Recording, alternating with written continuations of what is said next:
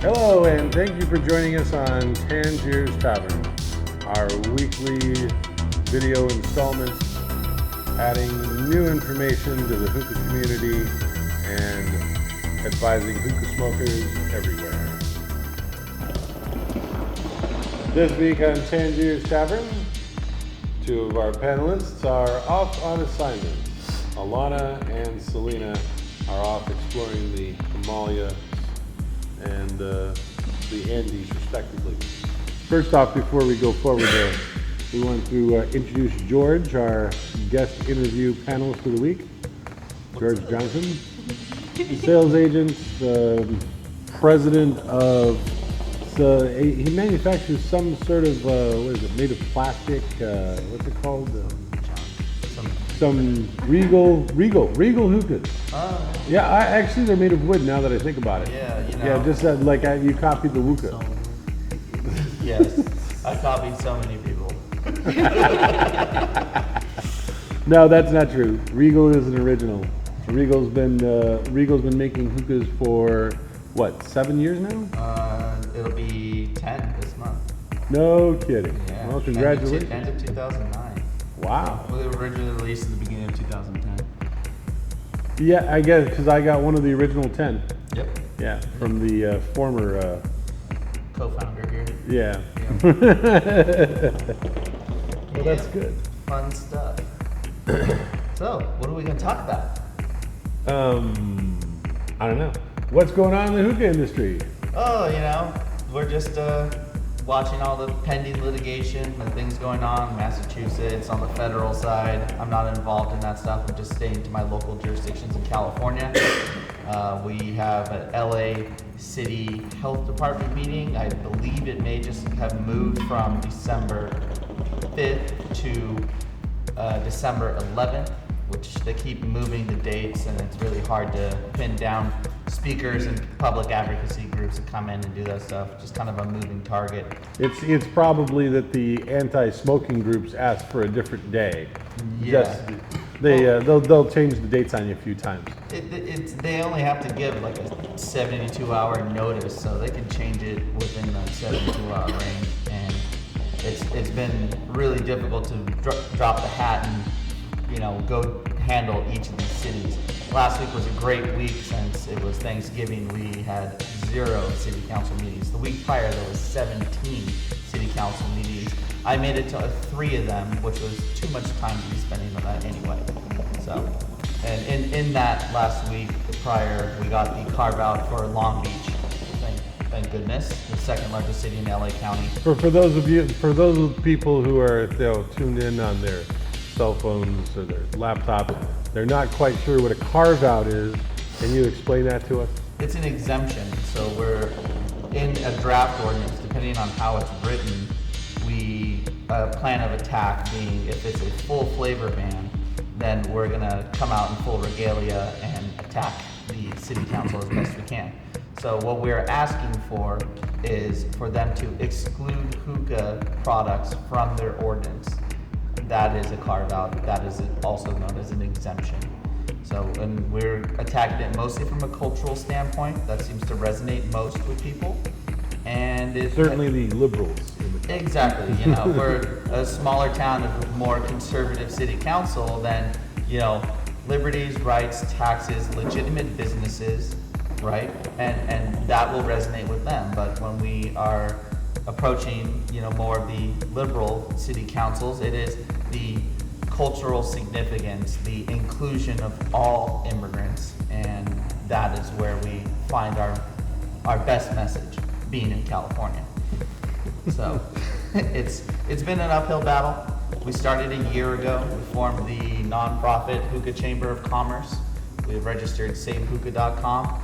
Al Fakr is finally getting in the game, and they're putting in some really good efforts. Mari has been pivotal in all the things that we've done. We've taken contributions from Tangiers and Starbuzz and other hookah lounges and smaller restaurants, regardless of size. We're always looking for people to get involved. There's some people who can't financially contribute, so we ask for their time. Show up to your local city council meetings, get involved, go online, sign up as just a member, so that when I go to any city council person and say, well, we have X amount of members, you know, and it gives us credence.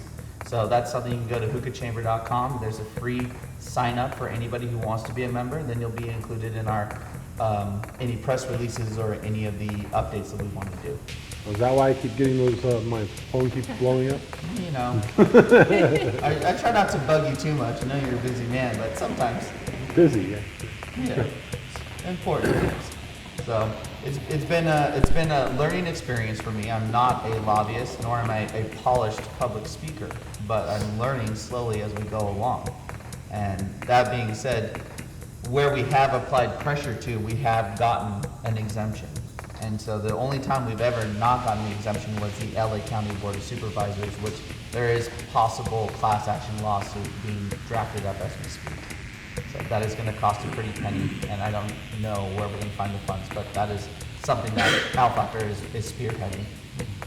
Yeah, they just summarily shut everybody out. They had already decided on their course of action. They wouldn't agree to meetings. We couldn't get to sit down with any of their 5 members. We were hoping that Barjas or someone else was going to propose the amendment. There was one of the only male counterparts on the County Board of Supervisors that wanted to second it if somebody else would have first it. So in LA City coming up, we have had meetings with 13 out of the 15 city council members. Most of them are understanding of where we're coming from. They have their concerns. We're trying to alleviate said concerns. And it's more promising that they are listening to us and they're giving us a spot at the table. So I appreciate all the understanding coming from LA City Council meetings. And it's vitally important that we get this in the state of California. This is going to be the turning point or the end game for me, at least. If we cannot carve out LA City, there's no point in me expending any more energy or efforts into this.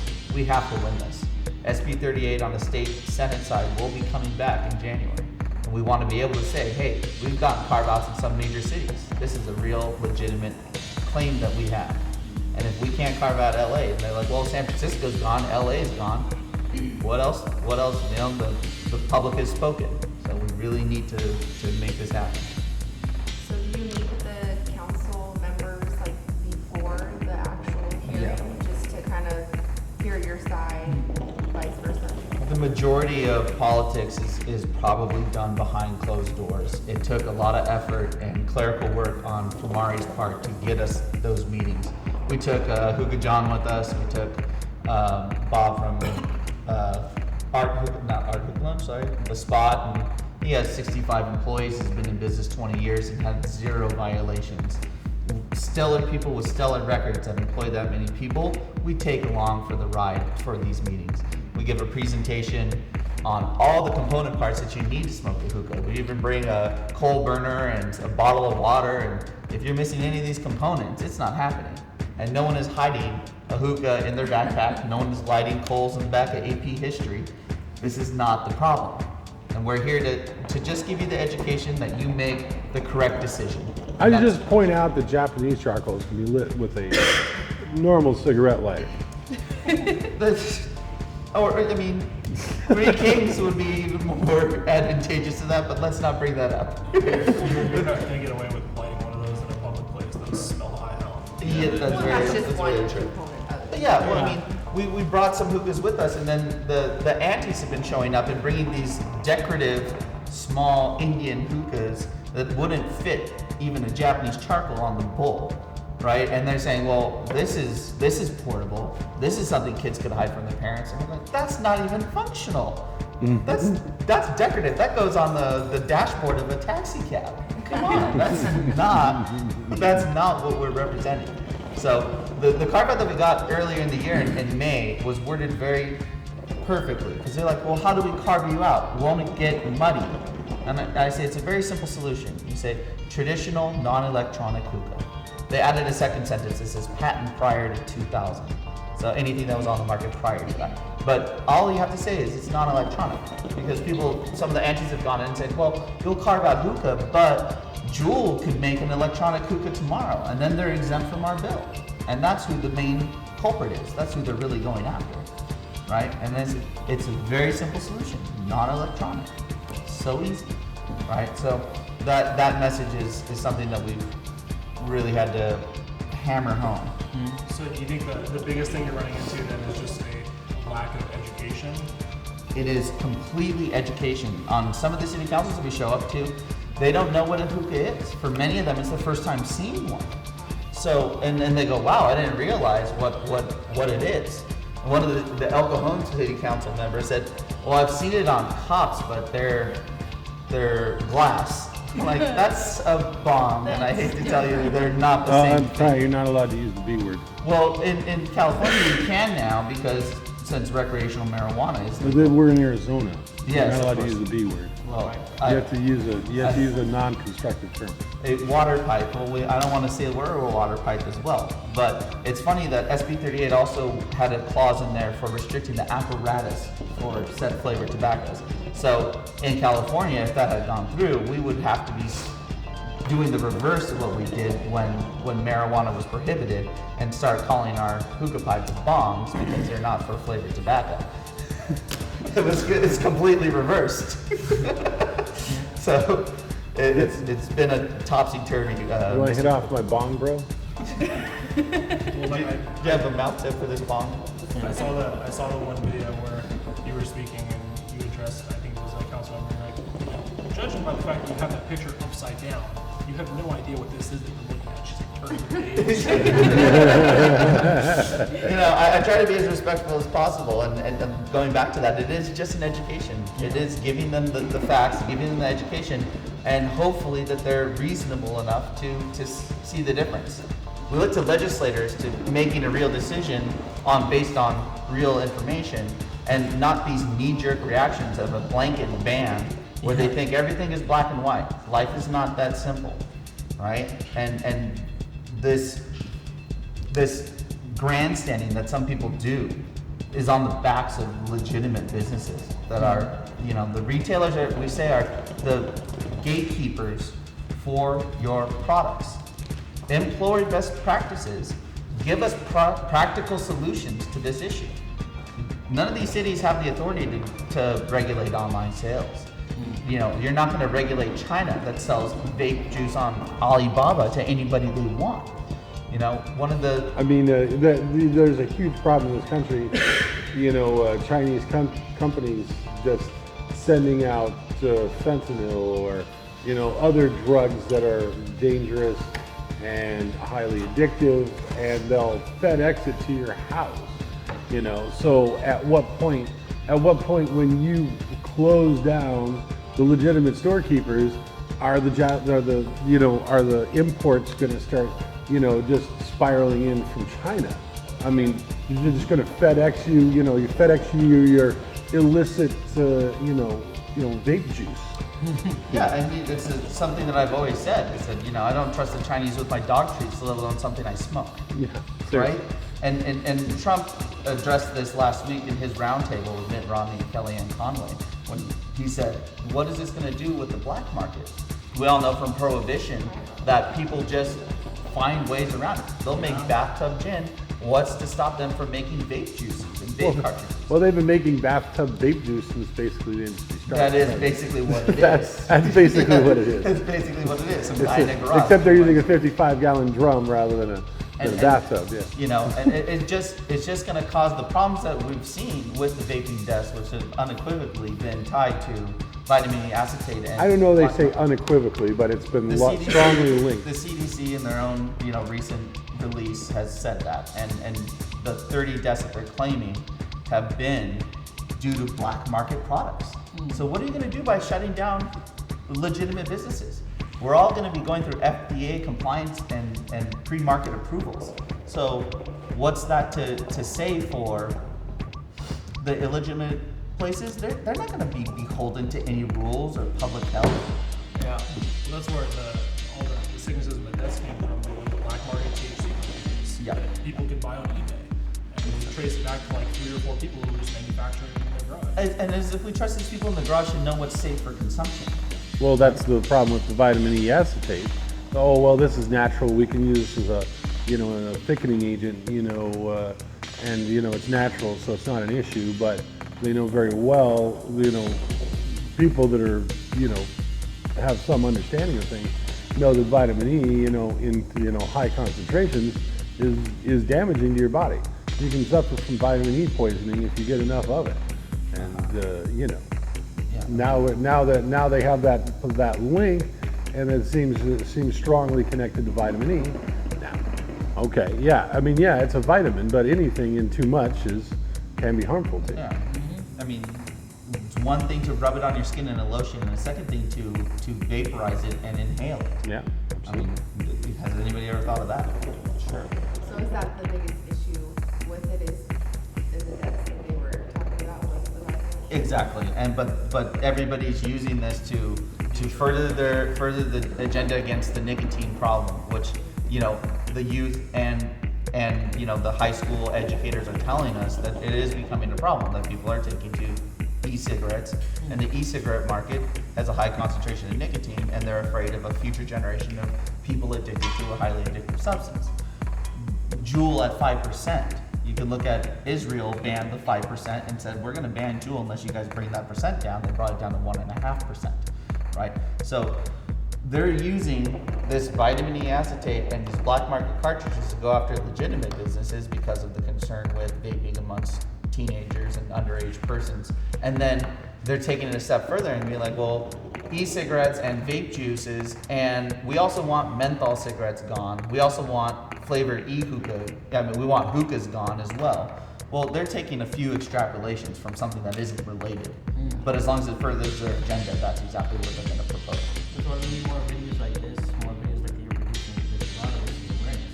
They don't know what's going on, they don't know what's going on in things. But if they know that people out there can vote, they can go up to Congress, they can do these things, because they know, oh wait, this is dumb, we should research it instead of just shooting out the hip. Well, the thing too is I see a lot of stuff based on what you're doing in California and stuff. But that's just because I follow you and that kind of stuff. But I don't know that. I'm afraid that it's going to fall into a bystander effect where everyone just assumes that hey, George and John are going to meetings, they'll figure it out. Well, no, everybody's got to be aware of what's going on and what they can do to help. The louder it is, the more people hear. We have to divide and conquer. I can't be in Northern California for the cities that are going out. So I contacted a few of our hookah lounges up there and said, hey, can you guys make it to the city council meeting? And they went, but they're not versed in what's going on. I can send them talking points where they say, bring a hookah with you. The visual demonstration is your best education. Bring it with you. Some of the city councils have security. We go through a police checkpoint. They're like, you can't bring this in here. And I go, oh no, I'm giving a presentation. And usually I know one of the city council members' names. It's like, well, I've already talked to, so-and-so on this, and we're going to be giving this, you have to do what you need to do to get that in there. The county board of supervisors, the guy who was bringing us in to speak with our only 1 minute that we were given, said, how did you get this in here? I said, I can be very persuasive. And he says, you have no problem with you getting your exemption. I mean, it's practicality based, man. Like, these kids talking about, keep doing hookah at school. You got 30 minutes. You got 10 minutes to make this hookah. You just work 20 minutes. Come on.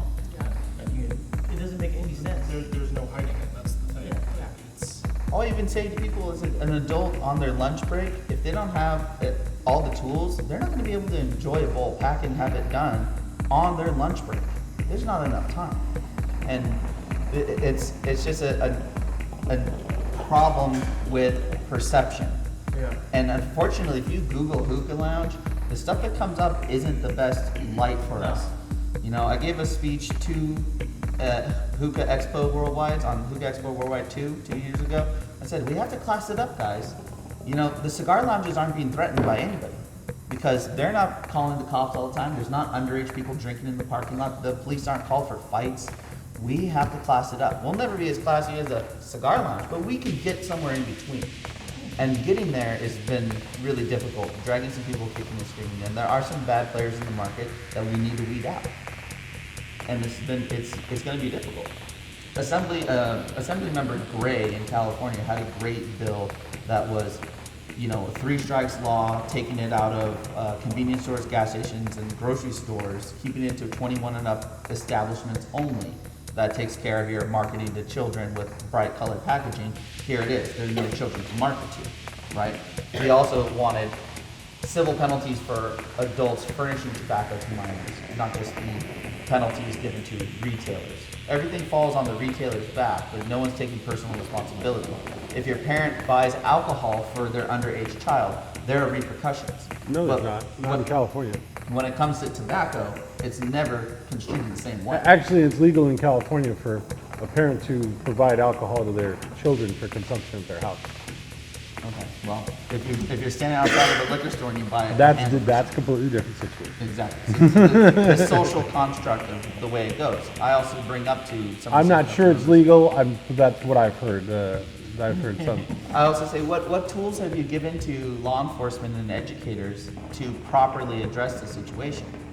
What tools have you been given to them? When California voted and went 21 and up, most of the cities got rid of their minors having tobacco possessions. And then, some educators said, well, we'll do expulsions or we'll do, and I said, that's not a solution in my mind. They'll just go home and vape more. Why don't you guys give them a Saturday school and make them come in and write an essay on the dangers of nicotine addiction or vitamin E acetate or any of these smoking problems? Why don't you have them do that, right? And the city council, they like to hear that stuff. Arby from Atmosphere at Burbank gave a great speech on how you can't spank your kids nowadays, and that's the problem. We don't do that, and the parents feel helpless, so they're looking to someone else to raise their kids. And I go, that's a great point. I'm not going to make it, but he did a very good job, and everybody laughed, and it brought the mood up, and it opened up the conversation where the city council said, sure, we're going to give you a full carve out. Menthol lost, roll your own, anything with tobacco, blunt wraps, they're all going to be gone as of April 30th. Hookah is fine. We're going to just save our hookah accounts in Burbank. And it'll be good. If Glendale ever comes up, Yeah. Burbank, your neighbor, has given us a carve out. It'll be so much easier to get, right? So it's a process, and I can't dedicate as much time as I would like to it. I have responsibilities. I have other things I need to do. I have to make money. I'm doing this pro bono out of my own time, my own pocket, right? So now with Massachusetts banning flavored tobacco, no. there are exemptions for cigar and hookah cigar lounges, cigar bars, on-site consumption. Right, and again, what are they going to do? Are they going to do anything about? Are they going to do anything about internet sales? No, I don't think they can.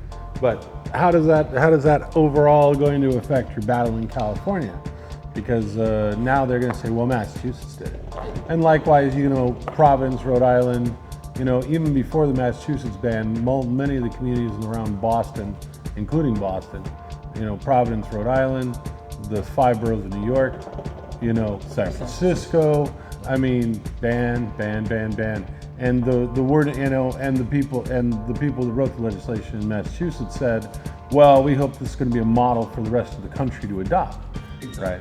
So what is that going to do? I mean, where's your counterpoint to that? Because they're already saying, look, here's your model. All you have to do is get this through the, all this you have to do is get through the Bozeman, Montana City Council, and then you're going to get rid of this, scourge, and you still hate my bacteria sticker for Tangiers. We're being treated like a virus or a bacteria, Exactly. a public health A threat. public health crisis Yeah. of some sort. I mean, that's what they're saying. Like the emergency actions brought by Andrew Cuomo in the state of New York and the governor of Michigan, making these emergency declarations to ban e-cigarette sales, right, were challenging court and defeated, thrown out because they didn't go through the regular check boxes of the legislative process, right? And that's where the problem with Michigan is going to be. Is if they checked off all the boxes, it would be very difficult for us to challenge it in a different sense, right? And the state of California will be looking to other states for guidance in what they're doing. I can see, reading all the draft ordinances from all these cities, that they're all sharing information.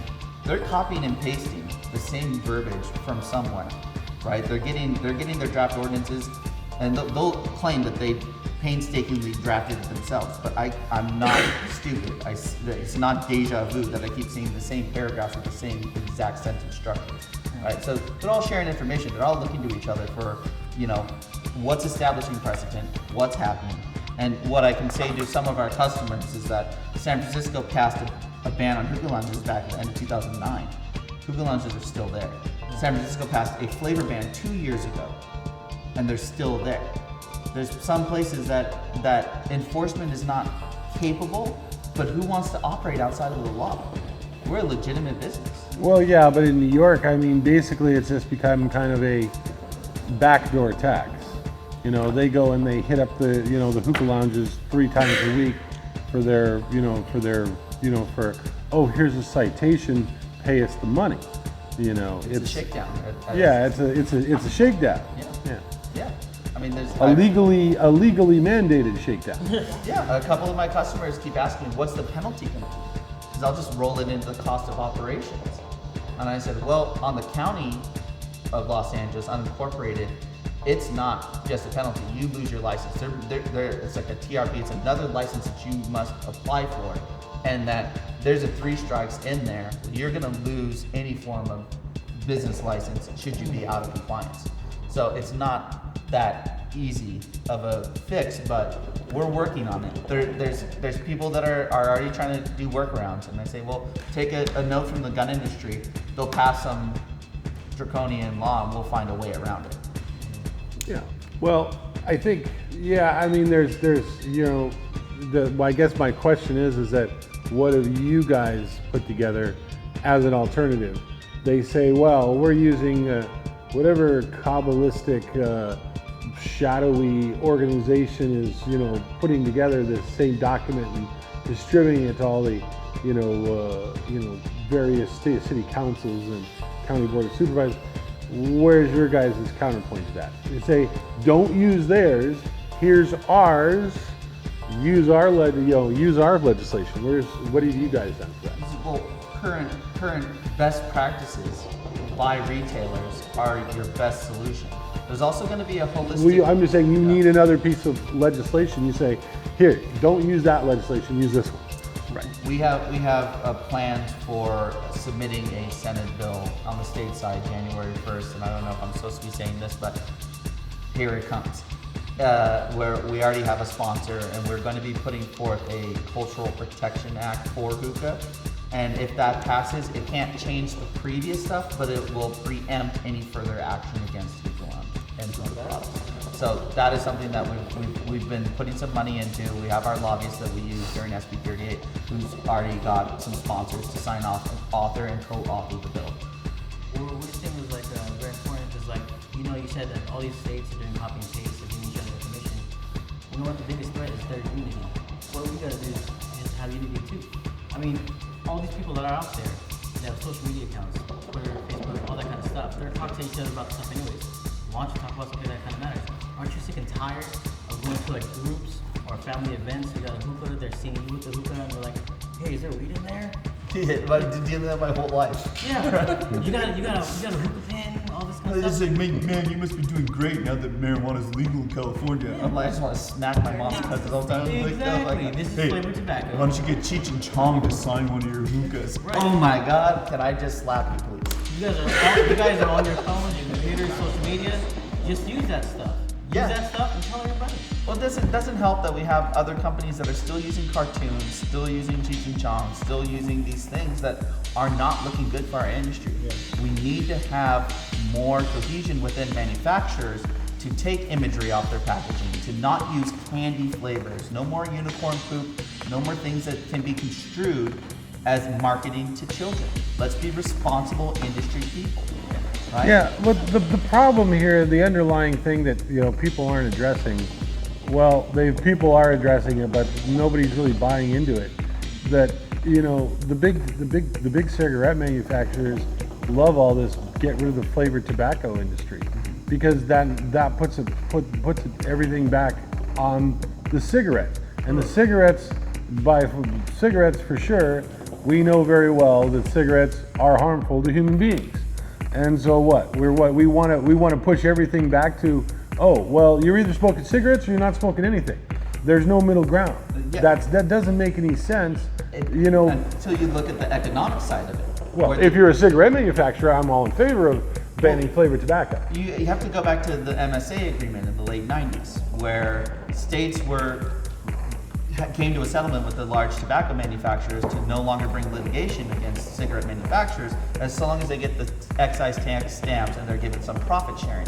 The problem with California is they went over budget and they started borrowing money against this expected revenue that they're bringing in, right? And then vaping comes along, deters out of their expected revenues, and now they're in danger of defaulting on those loans. So what is more beneficial for state officials to say, we're gonna get rid of this vaping thing so that we can get our cigarette money back in the hands?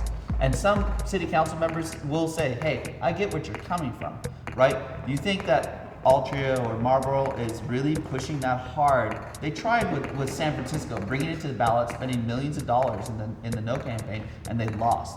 So it's disheartening for them, one. But then at the same time, they're gonna take out RJ Reynolds, who's 80% of their sales are menthol, Newport. Of course, here it is. RJ Reynolds starts swinging, trying to defend himself, but they're just getting clobbered too.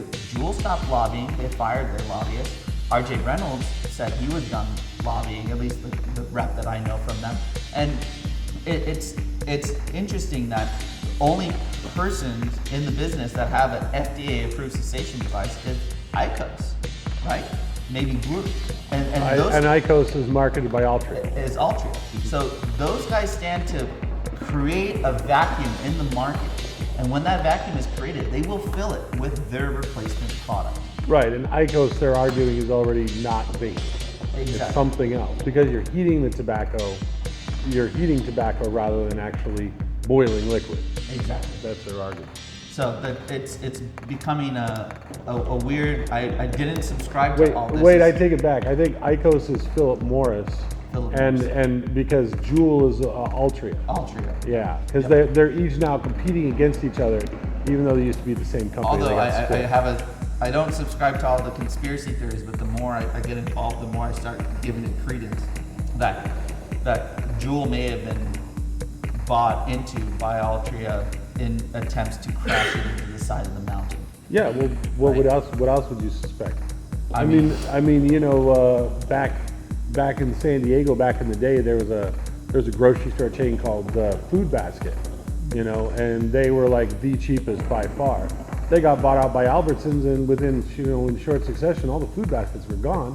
And Albertsons, who had some of the highest prices on groceries, now Food Basket was gone. yeah. They bought them to get rid of them. No one talks about Hookah Company anymore either. That's right. So, Hookah Company being George's original website that he used to sell hookah products in. So turning gears here.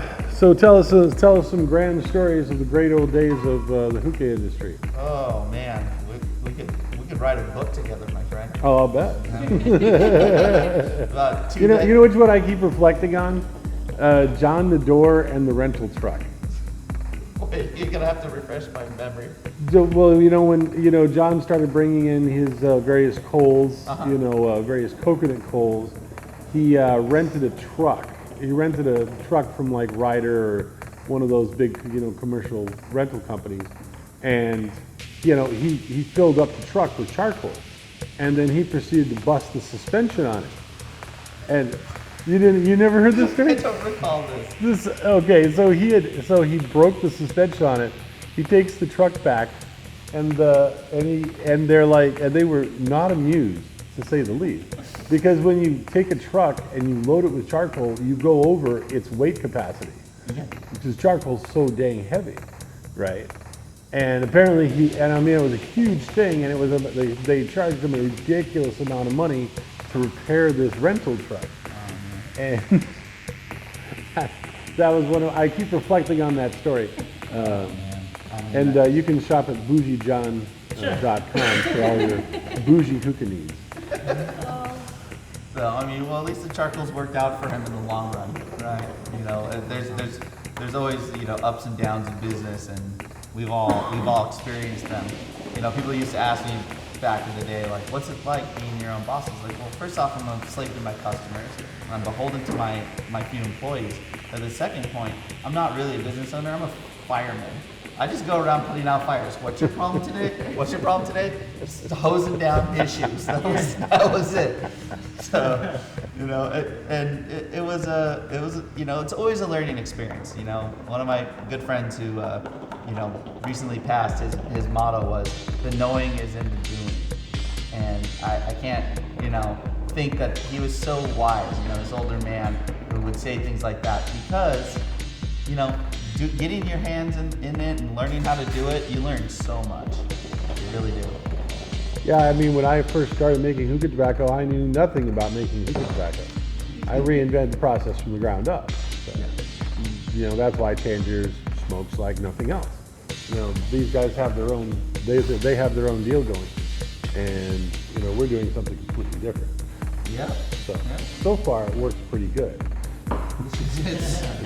It's you know, often imitated but never duplicated. People try. Well, they claim they do. Yeah, you know, like I remember when Hookah Black came out, and I was like, because that was like the first, you know, like mass-produced competitor to Tangiers.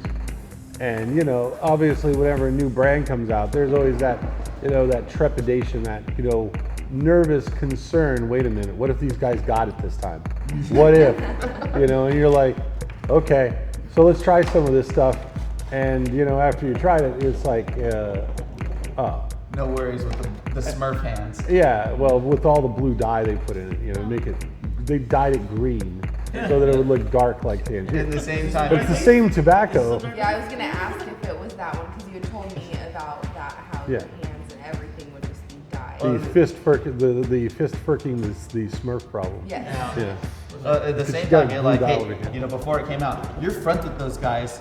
What did you tell them? And I go, hey man, first off, I'm friends with everybody, so you can't get, you know, and secondly, I don't know anything about the cooking or the process of any sort. So, you know, Yeah. plausible deniability. But at the end of the you know, near the end of it, finally I found out what their retail pricing was I think it was like $25 for 200 grams or something, and I'm just like, oh, problem solved. That's I mean they're charging more than what we were charging. I mean, it was like, yeah, and I'm like, okay, easy. For 200? Yeah. No, they were had 250s. 250s. It was Yeah. Alchemist that had 200 grams. Right, and likewise, Starbucks Vintage. Vintage as well. Yeah, that was another one. They were getting $25 for 200 grams. So they were trying to be the Albertsons to your food basket? Yeah, I guess so. Yeah, and I mean, you look at the price points with all the, you know, imitations, and it's like, yeah, you should be trying to beat our price because that's not going to fly. Well, I'm not going to disparage anybody's attempts to do their business as such, but Sure. anybody who attempts to copy something is not an innovator, and then thus you can see that they're not taking the initiative or the hard work to get somewhere, and those people you typically don't survive. All the basic copies of Regal, they're going to cut corners. They're gonna try to come in at underpriced, but guess what? They got sloppy material. They're doing die cast instead of the CNC stuff. I mean, we were the world's first CNC mass-produced pipe, right? Or commercially produced CNC pipe. And that being said, is, you know, these guys come in and they think, well, we can just cut some corners here. I mean, you get the Ukrainian one that comes in more expensive than mine. It is made from zinc, from what I can tell, and you know. And I just said, you know what? I don't have to disparage anybody or talk bad about anybody. They'll sort themselves out. Yeah, I've never been a fan of aluminum hookahs. What was that? There was that one company back in the day Kazir, yeah. Yeah. And we used to. I mean, these things were wholesaling for like $15, and they had like 8 different. They were the powder coated, really junk aluminum, and the hose ports had a little nut on the back, a square nut that they screwed the hose ports in. The airflow was terrible. The hoses were terrible. It was cheap Chinese stuff, right? And Eric said to me once, he says, "Oh, whoever knew? Kazir was on the right path with aluminum hookahs." Yeah, it kind of has gone that way. I mean, I would love to do a brass Regal. I've thought about it. I've gotten quotes on it, but You know what you need to do? You need to, to go the whole throwback. You need to go back to 2007, and you need to do like the big rotators with wood. The woody, yeah. Rotator hookah. With the lazy Susan base, Yeah. and just rotates around. And I love the fact that they actually got to a point where they started making multiple hose. I mean, the idea that this rotates around, so I just put it on the table and all you guys can smoke, you just rotate around. Well, then they started coming out with like 2, 4. I even saw like an 8 hose. Yeah, I saw like an 8 hose, and it's like, well, what was the point of it rotating then? Yeah, exactly. I thought, what? Oh wait, can I have hose number 4 over here? Because hose number 7 isn't. I don't. 24 people to easily smoke. If anybody knows who this Susan was that was lazy that caused this, please comment below. I've been wondering. I just want to know who this lady is. She's been selling her wares to Chinese restaurants for years. Long time. But that kind of makes sense though. It kind of runs in like your friend, the guy trial by fire, he's in there from the fires too, right? So if they're copying an idea, man, it's just like copying a test. If they come to a problem, how do you know what to do? You can't copy the solution to that problem. Well, I love people that Regal isn't flawless. We have plenty of problems, and I see these guys. Plenty of problems. and they'll copy our problems, right? And they can't. They don't know. They don't know, and they can't explain to me anything. Like, oh well, let me explain why we did that, and they have no clue. They have no clue. Well, let me see your answer, so I know you're right, and I'll tell you if you're right. Well, yeah. and fundamentally, Regals could have a revamp, but we haven't changed it since the initial principal design. There's been very few changes. Yeah, there've been a few changes. Like that which hookah number did I have? Was it like number 4? 4 or 5. It was 4 or 5. And the original, one of the co-founders gave it to me, and I proceeded to throw it into my pile of random hookah shanks under my Under sink. your sink for Yeah, it like sat there 7 getting water years. split. Yeah. Yeah. And then George was overjoyed when I offered to trade it to him for some valuable consideration. Yeah, exactly. But there were some still variations from it. You could definitely see that though the Regal has evolved. Yeah. Definitely from its inception. Yeah, but principally it's very similar. Still, we went back to the set screws instead of the split ring pressure fit design that we tried. That was a failure. Our Gen 2 metal wasn't very good. We had to find a better quality control on our metal supplier. Resin thing, right? Yeah, and of course, and then we do resins, and now everybody seems to be doing resins, right? We did diamond wood first. Everybody seems to be doing a diamond wood plywood as well. So we understand everybody's looking to us. And people, when I'm in Brazil, they're like, oh my God, it's so nice to meet you. You're amazing. You're the biggest hookah company in the world. They go, no. We're one of the smallest hookah companies in the world. We just have a high demand. Yeah. People just look to us, right? Yeah, it's the same thing for Tangiers. I mean, worldwide, we're probably like 6th, 5th. Yeah. I mean, in the U.S., we're probably like 3rd or 4th. But in the same respect that Tangiers, since its inception, has changed very little over time.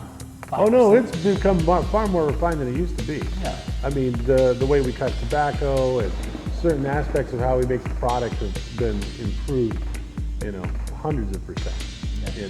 But we're still going towards that, keeping consistency and making sure that this 1,000 kilos is the same as the 1,000 kilos from 3 years ago. That's the goal. Yeah. And that's the most difficult. Trick to pull. And all these guys you want to talk about, there are guys that are out there that are innovating despite everything else. Like Alchemist for good or for bad, whatever they were doing, consistency wasn't their strong point, but innovation, they came out with a lot of great ideas. So I mean, there are guys out there that are contributing. You can say that they're imitators, but they're bringing something new into the discussion. So you can't chagrin them that the starting point and then building off of it. Yeah, exactly. I mean, there's definitely people. They all started out. I mean, we're smoking on one right here. That this guy started out as a complete Regal knockoff, and now he's got other products. He's moved away from it. Sure. I mean, I still am not going to carry his pipes, but still, it's all right. Sure. That's fine. Well, There's another good innovation, right? The Hotbox guy took some of the plexiglass models but made it his own, with the adjustable diffuser, nice ports, and the quality is really good. It's a really good product. He's, And then, he's an Arizona guy too. yeah, he is. And We just met him. I just met him the other night for the first time. really nice guy. Yeah, he's I a like good him. guy. Yeah. Nathan. yeah. And it's a shame that some people trying to get their foot in the door or get started and they're stifled. That I don't release new models until they're done in production. I've made the mistake of posting prototypes of things, and the competition beats me to the punch. That's why we never will ever say, oh, here's the flavors we're coming out with. This is what they're like. It's not going to happen. Yeah, I'm not going to telegraph my moves that fast. I've learned from my mistakes. Except for the new double apple coming out. Oh wait, it's not double apple. It's like two apples. Yeah. Yeah. I think we're going with cosmic. It's already been mentioned, so I guess it's cosmic. We're Is that stuck what with it. Cosmic is? Yeah. I had no idea. I was just like, I'll be picking it up today for the first time, and I'm like, I'm excited. It's December 1st. Yeah. It's like those two apples. Yeah. It's that apple and it's type flavor. Well, I'm actually smoking it right now over here. Hey, I mean, the Midnight Orchard apple is a good flavor, but it doesn't satisfy that Middle Eastern craving. Exactly. It really doesn't quite make it. And I try, I didn't want to just be like a, guy who's just like, hey, I can copy things too. And we're all doing it. Yeah. I'm doing it too. But I'm also trying to stay ahead and, be doing original things at the same time. was Apple Twin markedly different from Midnight Orchard apple? No, that was just a project name. Maybe my perception of it, it's not a release flavor. We can only get it when we hang out with Eric. Made it better in my mind than when it became an available flavor. It lost it for me when I was in packaging and Eric was like, okay, we're gonna make that flavor, and then he's like, oh, by the way, we're gonna call it Midnight Orchard apple, and I was the first one to grab a box of it. I was like, I have to write this shit. I gotta write this out by hand. You son of a bitch, Eric. I You can also hate you. blame me a long time ago for making long-winded names. So Eric, I was like, hey, there's this trend of these like kind of long-winded names. He's like, oh, well, I can do some of that. Summer solstice celebration. Mixed fruit number 4, summer solstice celebration. Exactly. Mixed fruit number 3, tropical revenge with an exclamation point. Well, Mixed fruit number 5, Indian I'm back. summer. It's like that one breakfast cereal. Did we ever have an equinox one? We had a solstice, but we never did an equinox one. well, mixed fruit number 6 doesn't need an additional long name You to shut it. your fucking mouth right That's Shut up. because, For those who don't know, everything is handwritten. So in the package, well, except for Russian, so the Russian tax package. they're slaving away on it, right? And that's another thing that people don't realize is that they're like, oh well, how do you know that's a fake? That's none of our handwriting. That person doesn't speak English who wrote that, right? And people who are in the know, like Eric or any of the managers, can look at it and say, oh yeah, that was Sabrina's writing from 2 years ago. Yeah. There was one recently we saw, and Eric's like, is that your handwriting? I was like, they tried to copy my handwriting. It looks like slightly less, it's definitely a really shitty attempt at it, but. And here's the ones that were problematic a few years ago was I would go to my hookah lounges and they're saving all their flyers. And I'd be like, cool, you guys gonna make a mural? You may hang it up on the wall? Because, the guys in Brazil did that. And it looks really cool. They're like, no, we have a guy who comes here and pays us $1 a piece for them. I'm like, don't do that, please. Don't do that. That is not cool. Yeah, it's funny because there's been some. There's one hookah reviewer in New York who's been giving us some noise periodically, and we're like, we see things online, and I can look at a lot of these components and say that's fake, that's not real, and it could be a real flyer. That's the thing that Yeah. And it's like that's why we started doing bags the way we did with stripes, so you could see them sticking out the end. Yeah. So you can, and I've been seeing fake bags too. That's why we got to keep changing colors and changing, and so forth.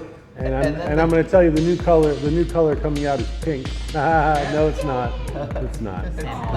Go ahead and copy that, guys. Yeah, check that out. Yeah, and then here's another problem is that what was my train of thought on this was that you guys put the dates on it, and now one of the major questions is this expired? Look at the date on there. It's has nothing to do with production. Has nothing to do with dates. It's just an anti-counterfeit made. Yeah, I think we're going to get rid of the dates because it was. We were thinking that we were going to go through the dates a lot faster, It just never worked out that way. But yeah, it's been interesting. It's been a long, bumpy ride. Been fun.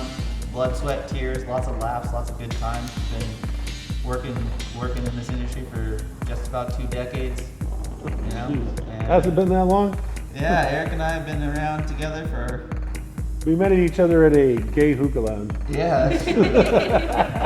Yep, exactly. What was that, like 2002, 2001? 2001, 2002. Yeah, that was in Hillcrest. You know, I was looking at opening a hookah lounge, maybe by SDSU, and you know, I had an investor, and we were gonna go look around, and I met Eric. The rest is history, man. You know, something that people don't realize is that, you know, Eric invented the funnel, right? People forget that. The whole world's making a funnel. George came up with the name. And Excellent. Yeah, and I bring that up as a point of pride all the time. People are like, "Oh, did he tell you that George came up with the name?" So I was also hanging out with a lot of Vietnamese people at the time, which I still do. We were eating a lot of pho. Eating a lot of pho, and it's funnel. spelled funnel with a PH, and I like to see that on everybody else's packaging. I'm like, "Hey, you copied my spelling." Yeah, we really should start enforcing your trademark on that, buddy. Yeah. Get those That counterfeits window has out. passed a long time ago. Even with, you know, a design patent for Regal is, you know, not really possible. It's been on the market too long. Yeah. Once you passed a year, Yep. So you're allowed a year. there's a time limit. It's on the market. I mean, we trademark the name, but that's it. Well, there's certain aspects you can also trademark. Possibly. Well, like for instance, like there's that type of insulation people put in their attics, you know, and it was pink, you know, and whatever manufacturer that was. So they actually trademarked pink insulation. So that became, you know, Yeah. characteristic. So other people can't go out and make pink insulation. Yeah, Pink Panther's fiberglass insulation. Yeah, exactly. The Pink Panther I stuff. remember that stuff. It's itchy. Yeah, all fiberglass is itchy. Yeah, yeah. I worked. One of my first jobs when I got my driver's license was working at a ding repair shop for, you know, surfboards, and yeah, that stuff gets itchy when you're sanding out fiberglass all the time. You said a ding repair? Yeah, so if you crack your surfboard and, you know, bring it in, say, hey, can you fix this, and we'll sand it out, put a little fiberglass, patch it, buff it out. Yeah, you try to shoot the pier, you hit a barnacle. Shaka bra. Yeah, San Diego surfer kid.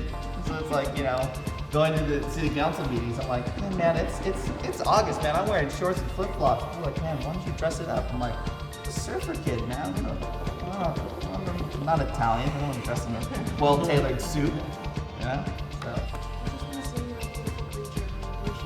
Oh, thank you.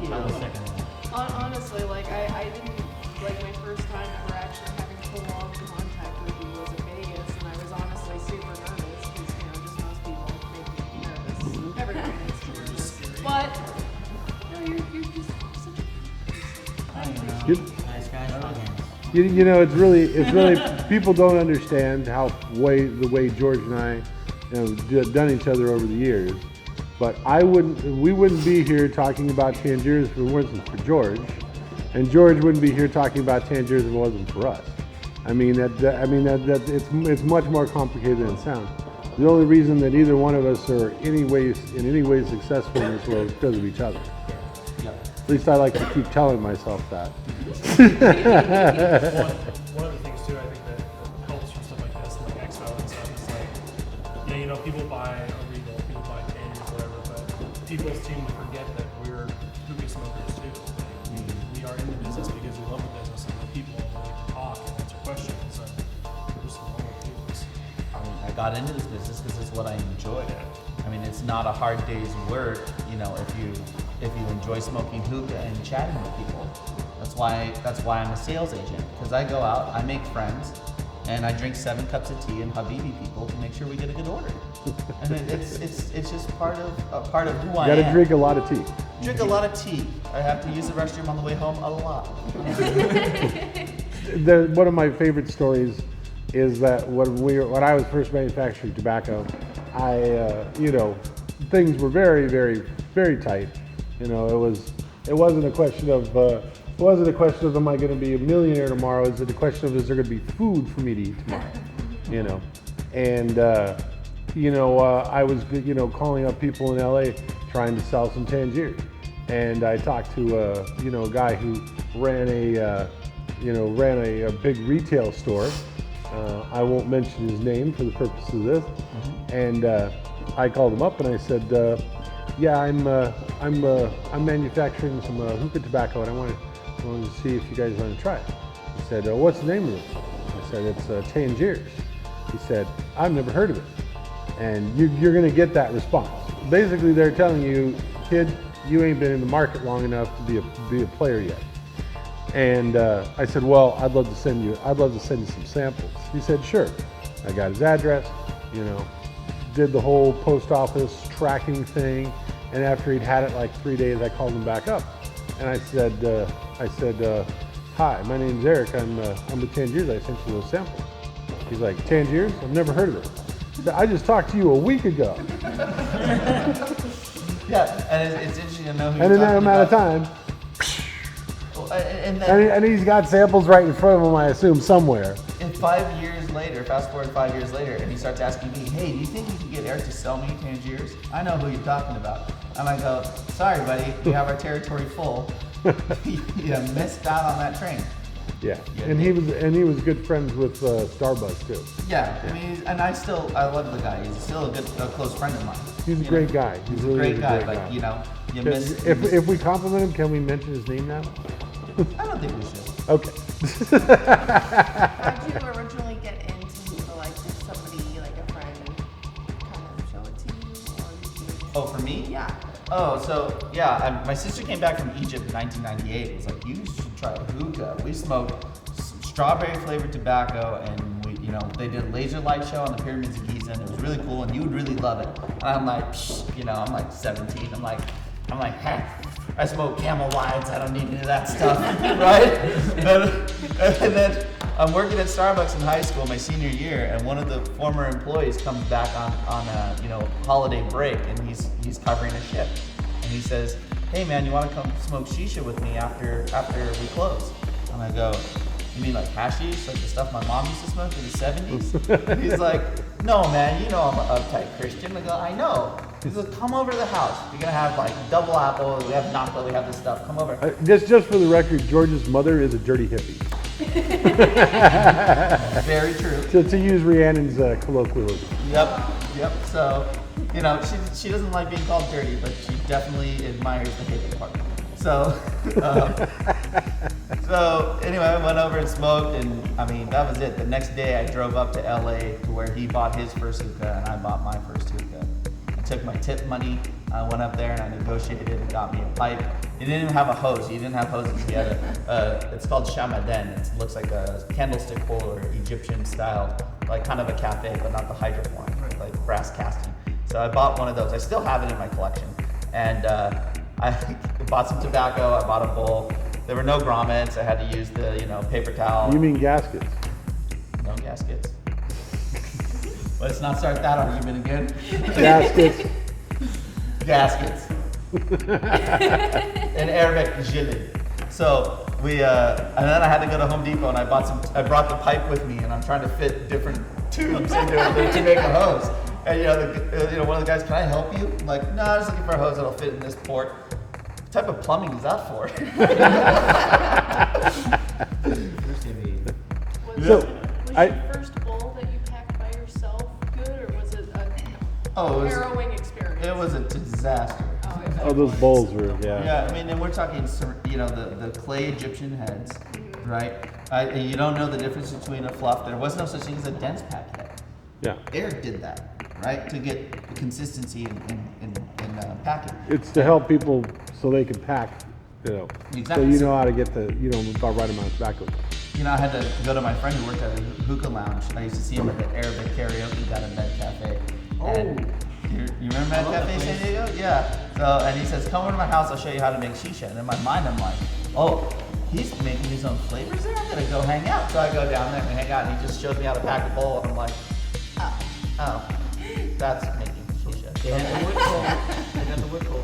Yeah, lemon So, wood coals. We got to take a break here, and we got to get you guys to try Rhiannon's flavor mix that we got cooking. Woohoo! Yeah. Well, what else is on your mind, George? Oh man, just keep on trucking. Join Hookah Chamber of Commerce. Get involved. Stay in tune with what's happening. If it's coming to your local city, your local state, stand up for your rights. If you need any help, reach out to me. We're gonna put that web address up there for people. Yep. So, save hookah. We're gonna do it as best we can. Superman. I'm not breaking the buttons off because I like this shirt. Ha! Love it. I like this shirt. I'm not going anywhere. Yep. That's a Twitter hashtag, I assume. Yeah. Yep. No, it's gonna happen. We're gonna work it. Well, all right. Thank you for joining us on Tangiers Tavern, our weekly program dedicated to the hookah smokers of the world. If it's information that's on hookahs, hopefully we'll have it for you. Have a hookah day.